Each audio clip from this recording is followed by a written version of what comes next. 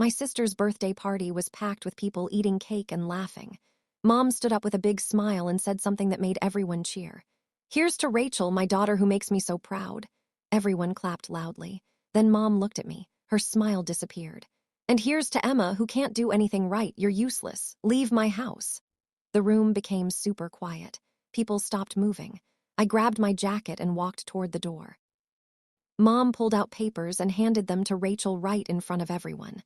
"This house is yours now, sweetheart. It's worth a lot of money." That night, I had nowhere to sleep and nobody who cared. But 3 years later, Rachel drove down my street and her mouth dropped open when she saw where I lived. Growing up in our neighborhood felt like living in a picture book. Nice yards, big trees, and friendly neighbors waving hello. But inside our house, things were different. Mom cared more about what people thought than about me.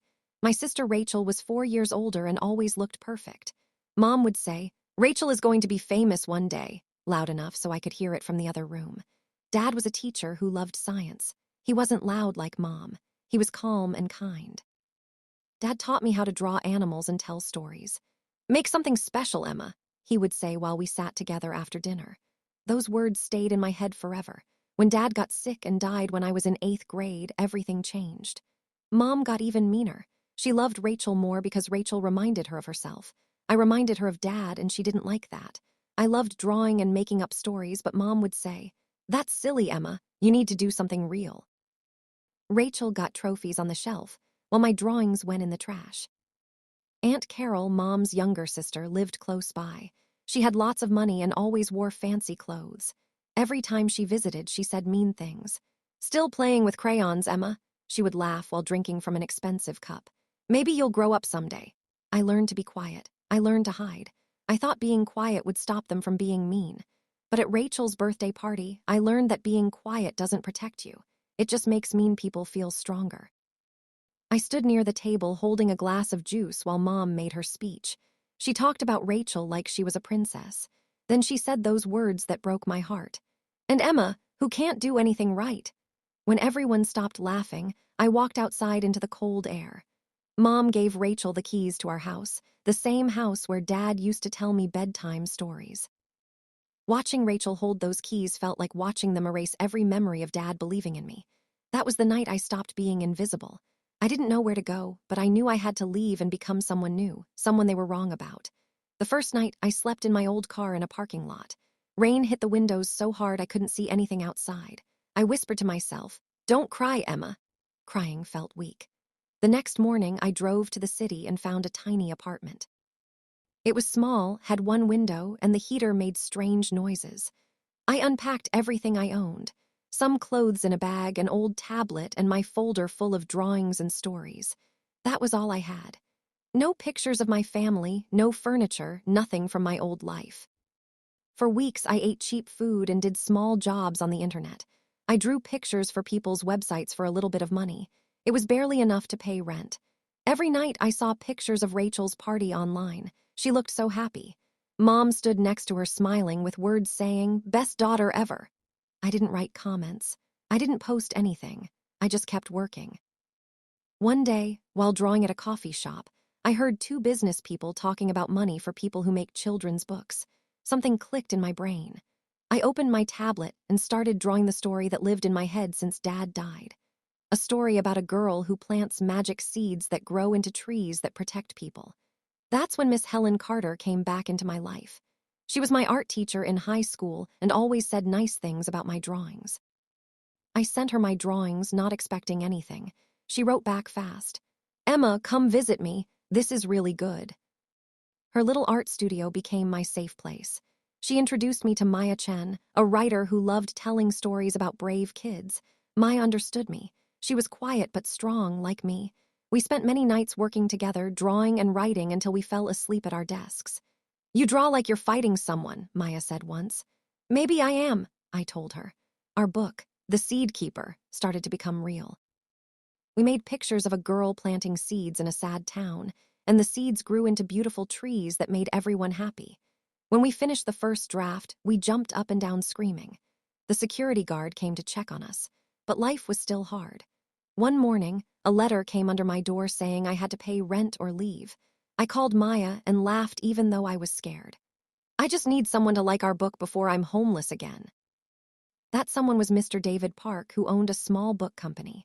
Miss Helen told him about us. He wore sneakers with his suit and talked really fast.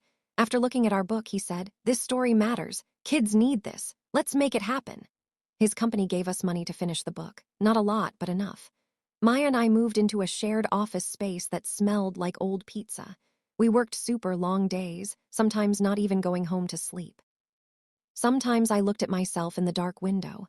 I looked tired with messy hair. I whispered, "Not useless." Slowly, things got better. A small bookstore agreed to sell our book. Kids loved it. Parents wrote nice messages saying their children read it every night. The day the bookstore ordered more copies, I sat on my apartment floor and cried. Not sad tears, but happy tears because I finally proved something. I didn't call Mom. I didn't need to tell her yet, but deep inside, I knew she would find out someday. And when she did, I wanted her to see it herself, not just hear about it from other people. The next months were crazy busy. Maya and I worked until the sun came up most nights, living on takeout food and not sleeping much. Our book was small, just two women in a room with art supplies everywhere, but it was alive. Every time a kid sent us a drawing inspired by our book, it felt like breathing fresh air. But the mean voices in my head never left. Mom's, "That's silly, Emma." Aunt Carol's, "You'll grow up someday." And Rachel's words that hurt most, "You're just jealous of me." Those voices became my fuel. Every time I felt too tired, I'd hear them again and keep drawing. We had problems. Our first big bookstore almost canceled our order. And rent for our office almost doubled. Maya got worried. I didn't. I'd already lost everything once. Money didn't scare me anymore. What scared me was becoming that quiet, invisible girl again. One night I stayed late by myself, finishing drawings for our second book. Outside, the city made noise, cars honking, people talking. The world didn't care if I succeeded or not. I looked at my reflection in the window and whispered, "Dad, I'm still making something special." That week, a newspaper wrote about our book. It wasn't huge news, but a reporter saw it and wanted to visit us. When the article came out, magic happened. More bookstores called. We hired helpers. We moved into a better office with big windows and a good coffee maker. Things kept getting better. Our book won a small award. Schools wanted us to visit. Libraries invited us to read to kids. Our names started appearing in magazines that once ignored us. But I stayed quiet. I didn't tell my family. I didn't post online about my success. It felt too special to brag about, like a birthday wish you don't say out loud. Maya would tease me. "Your mom probably thinks she discovered you or something." I'd smile. "Let her think whatever, I don't need her story." Then everything changed completely. A huge bookstore chain invited us to their main office to talk about selling our book everywhere. The room was full of important people in nice clothes, all holding tablets with pictures from our book. I walked in wearing a simple blue dress, the same color I wore to Rachel's party. It felt like I was rewriting that terrible night. When I finished talking, everyone clapped super loud. The contract we signed meant I'd have enough money forever. No more worrying about rent, no more skipping meals. That evening, I bought a house back in my old neighborhood. A cute house with a big garden, perfect for planting real trees. Only my name was on the house papers. Standing in the empty living room with sunlight coming through the windows, I thought about that night 3 years ago. Mom's voice, Rachel's laugh, the papers being handed over. I didn't need to tell them anything. They would find out by themselves. 3 years later, success felt like quiet mornings. I'd wake up early, make hot chocolate in my clean kitchen, and watch birds flying around the trees in my yard. The house, my house, was full of peace. It wasn't just a place to live. It was proof I wasn't useless. The Seed Keeper had sold millions of copies. We made 3 more books. We had a team of 20 people working with us. Schools across the country used our books. My face was in some interviews, but I stayed calm and quiet. People called me inspiring. I just called it surviving. That October morning started normal. The air was cool and leaves were falling. I was on the phone with Maya about our next book when my phone buzzed over and over. Unknown number. Same area as Mom's house. I ignored it. When it rang 5 times, I sighed and walked outside. Through my garden gate, a shiny car slowed down on the street. When the window rolled down, I saw her. Rachel. Perfect makeup, perfect outfit, perfect shock on her face. Her eyes went back and forth between me and my house like she couldn't believe it. I didn't move. She stared at the sign by my driveway, the one with my company name and my name under it. Her hand grabbed her phone fast. I could read her lips before hearing her. Mom, this house, it's huge. Wait, this sign, it says Emma's name. Mom, it's Emma's house, my sister's. Her voice got high and shaky. Then she drove away fast, tires making noise. Inside, I stood still for a long time, holding my warm cup. I always imagined this day. I thought I'd feel victory, like winning a race. But instead, I felt calm relief, like finally putting down something heavy I'd carried forever. An hour later, my doorbell rang. A voice I knew too well followed. Emma, it's Mom. I almost didn't open the door, but curiosity made me press the button.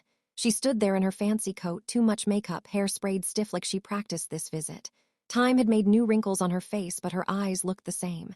Calculating at first, soft second. When I opened the door, her perfume reached me before her words. Emma, she said quietly, you've done really well. I didn't say anything. She looked past me into my house, looking at my furniture, my lights, my big windows, everything she used to admire in other people's houses. I didn't know you became so successful, she said. Rachel called and I had to see for myself. I leaned against the door. Now you've seen it. Her lips shook a little. I was wrong, Emma, about so many things. I almost laughed. The same woman who kicked me out now talked like a stranger visiting. I remembered her voice at that party, sharp and mean. You're useless, Emma, leave.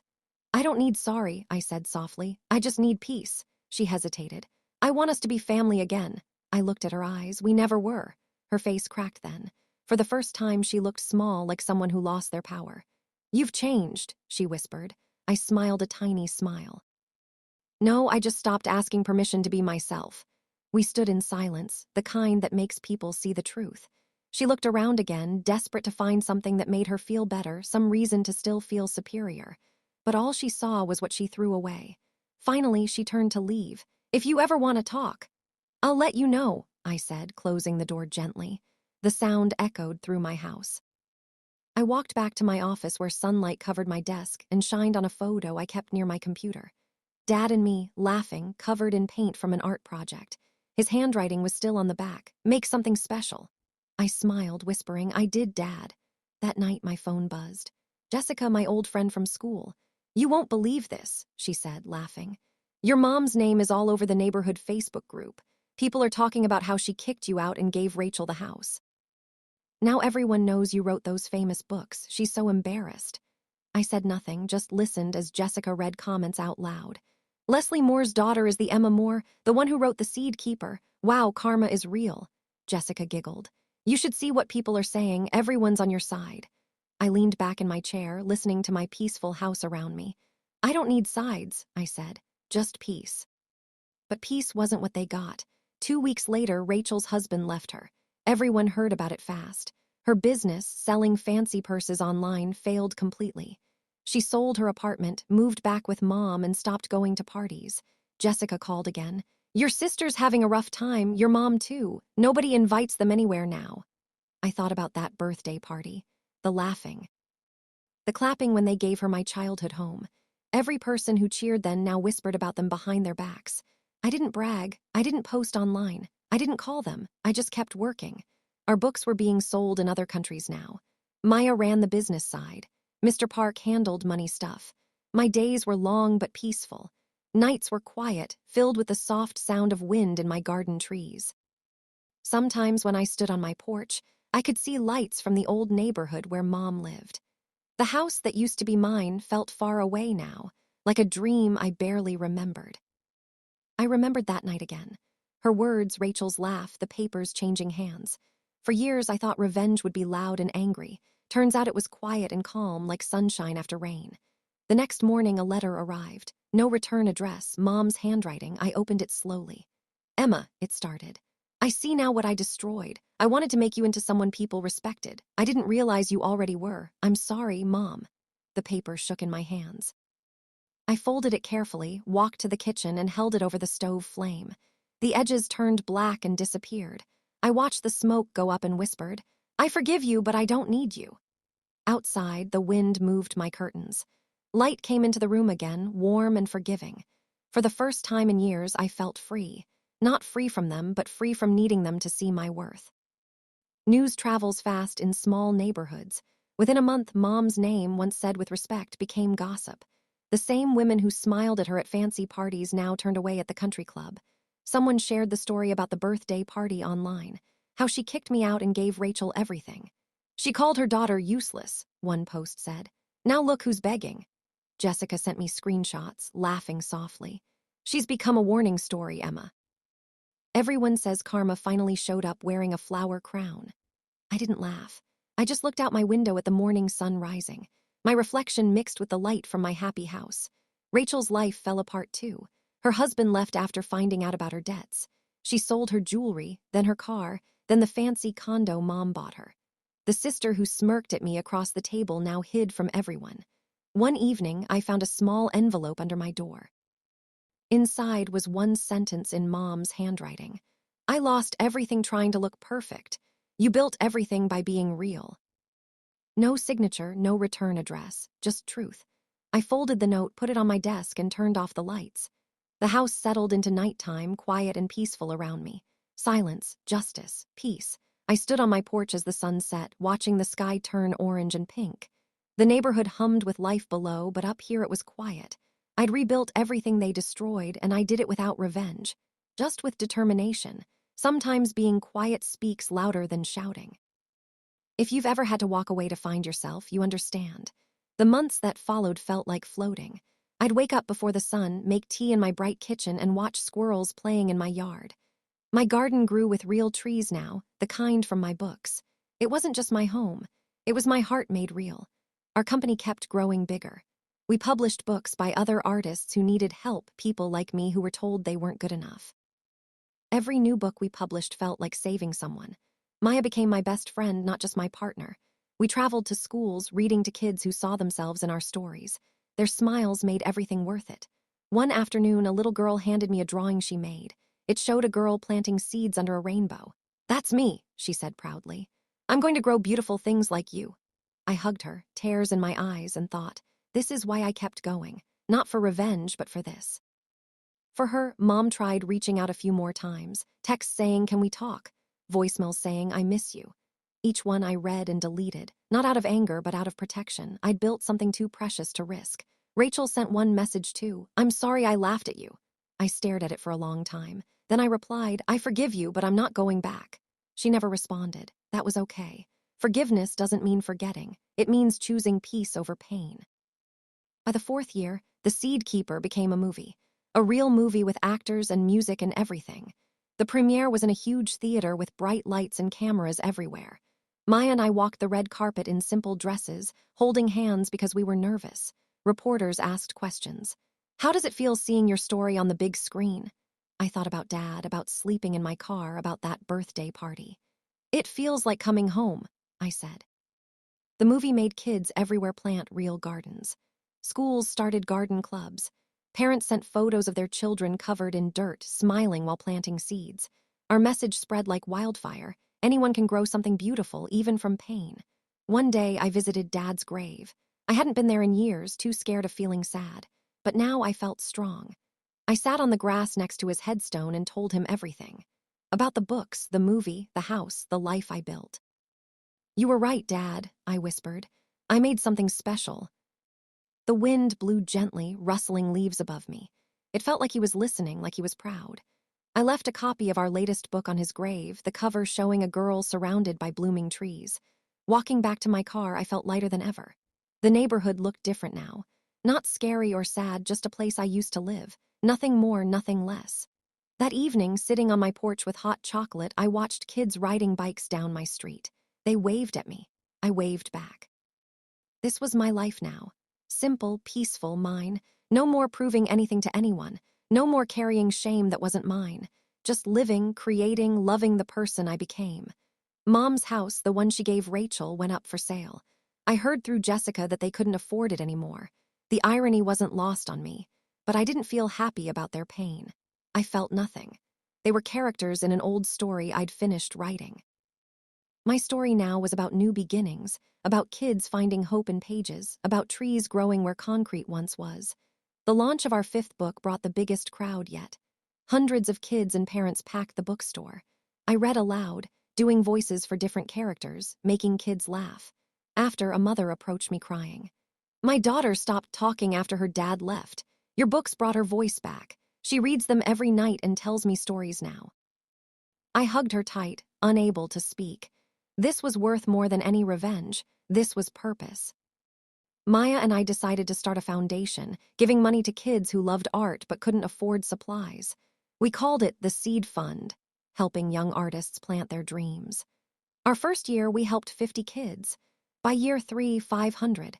Each one received art supplies, classes, and mentorship. Each one learned, your dreams matter even if someone says they don't. I thought about young Emma, hiding drawings under her bed, believing she was useless. If I could tell her anything, it would be, keep going, they're wrong about you. You're planting seeds right now that will become forests. One October morning, 5 years after that birthday party, I received an invitation. Rachel's wedding. Not to her ex-husband, but someone new. The envelope was simple, the note inside handwritten. I know I don't deserve your presence, but I wanted you to know I'm trying to be better. Rachel. I held the invitation for days, unsure. Maya said, only go if it brings you peace. The wedding day came. I didn't go. Instead, I sent a gift, a set of our books and a note. May you plant kindness in your new life. Later, Rachel texted, thank you, I understand why you didn't come. I'm reading these with my stepkids. They're beautiful, Emma, you're beautiful. I smiled, tears rolling down my cheeks. Not sad tears, healing tears. Sometimes the best revenge is becoming so full of light that darkness can't touch you anymore. Mom never reached out again after that last letter. Through Jessica, I heard she'd started volunteering at a community garden. Something about wanting to give back, to grow things. I wondered if my books had reached her somehow, if the message had planted something in her heart too. I hoped so. Not because I needed her redemption, but because everyone deserves a chance to grow. Years passed like pages turning. Our company thrived. Maya got married and asked me to be her maid of honor. I cried through my entire speech about friendship and finding family in unexpected places. I dated occasionally, met someone kind who loved children's books and didn't mind that I was always covered in paint. We took things slow, planting seeds of something that might bloom. My house became a home, filled with laughter from visiting kids, from Maya's family, from the life I chose. Every room held memories now, good ones that replaced the bad. The garden grew wild and beautiful, just like in my books. I installed a bench under the biggest tree where I'd sit and sketch new ideas. Sometimes kids from the neighborhood would peek through the fence, and I'd invite them in to draw with me. Their parents would thank me, not knowing I was thanking them, for reminding me why I survived, for showing me that broken seeds still grow. On the 10-year anniversary of that birthday party, I threw my own celebration. Not fancy, just friends and kids from our programs eating cake in my garden. No speeches about who succeeded or failed. Just joy, pure and simple. As the sun set and fairy lights twinkled above us, I closed my eyes and made a wish. Not for revenge, not for Mom to see what she lost. Just gratitude for the journey, for the pain that taught me strength, for the darkness that made me seek light. Opening my eyes, I saw Maya laughing with children, saw my garden full of life, saw the home I built from nothing. Thank you, I whispered to the universe, to Dad, to young Emma who refused to give up. The party ended with kids running through the grass catching fireflies, their laughter floating up to the stars. I stood on my porch watching them, heart full, knowing I'd finally made it. Not to the top of some ladder Mom created, but to a place where ladders didn't matter. Where worth wasn't measured by approval but by impact. Where success wasn't about being better than anyone. It was about being true to yourself. A car slowed in front of my house. I tensed, then relaxed. It was just someone lost, turning around. But for a moment, I thought about what Mom would see if she drove by now. Not just a house or a successful company. She'd see a woman who refused to become small, who took pain and planted gardens, who turned failure into fuel. Would it matter to her? Maybe, maybe not. And that was okay, because it mattered to me. That night, alone in my quiet house, I pulled out old drawings from my childhood. The ones I'd saved, the ones that survived. Looking at them now, I saw not failure, but foundation. Every rejected sketch, every laughed-at idea, every moment I felt invisible. They were seeds, and I had grown a forest. I placed the drawings in a special box labeled, where I started, and put it on my shelf next to our awards and book covers. Both mattered. Both were part of my story. Sleep came easily that night. No more nightmares of birthday parties or cruel words. Just dreams of gardens and children and endless possibilities. Because I'd learned the greatest lesson. You can't control who believes in you, but you can control whether you believe in yourself.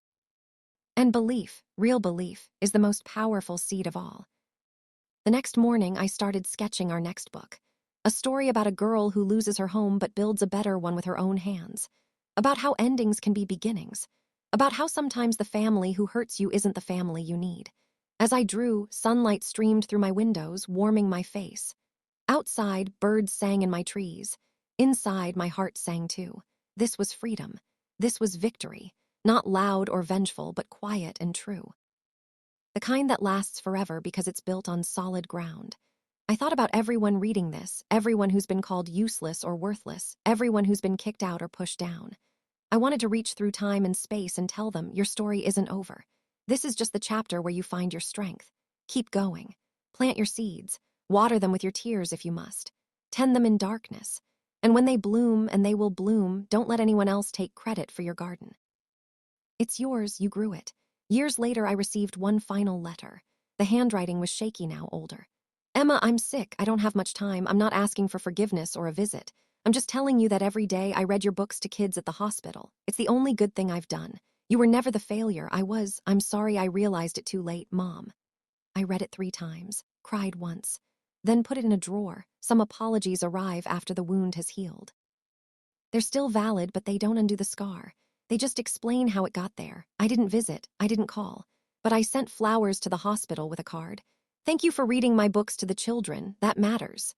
When she passed 2 months later, I didn't go to the funeral. Instead, I planted a tree in my garden, not for her, but for closure. For the little girl who needed a mother's love and never got it.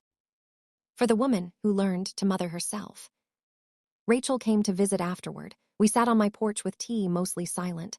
I don't expect you to forgive me, she finally said, but I'm sorry for everything. I looked at her, really looked. She'd aged too, grown softer somehow, less sharp. I forgive you, I said, but we'll never be close. Too much happened. She nodded, tears falling. I understand. I just needed you to know I see you now, really see you. After she left, I felt lighter. Forgiveness isn't about them. It's about refusing to carry their weight anymore. As the sun set on another day, I stood in my garden surrounded by trees that grew from my pain, my hope, my refusal to stay small. I'd built this, all of this. Not because of what they did to me, but in spite of it. And maybe that's the real story. Not revenge, but resilience. Not proving them wrong, but proving yourself right. If you've ever been told you're not enough, remember this. They were measuring you with the wrong ruler. You were never too small. Their measuring stick was just too short to see your full height. Now go plant your seeds. Water them with belief. And when they grow into forests that touch the sky, don't invite those who doubted you to rest in your shade. You built this sanctuary for yourself, for people who see your worth, for the next person who needs to know that failure is just fertilizer for success. Stand tall in your garden. You earned every bloom. And remember, silence isn't weakness. Sometimes it's the quiet before your greatness grows so loud, the whole world has to listen. This is my story. Now go write yours.